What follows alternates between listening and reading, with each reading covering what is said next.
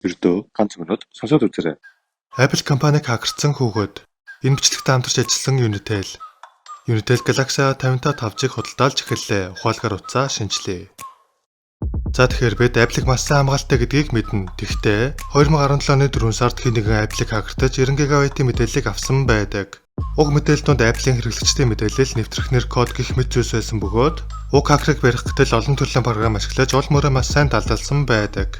Тиймд Apple FBI төсөлд гаргаж FBI Австралийн цагдаатай хамтарч ажилласны эцэст хакерыг барьсан чинь хэрэгтний 16 настай хүүхэд байдаг.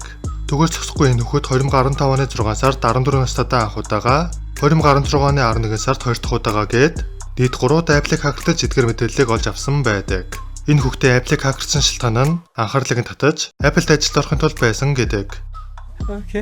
Тэгээд тэр мэдээж хүүхэд учир ердөө 9 сар тэнсэн аргалзахыг авсан байдаг.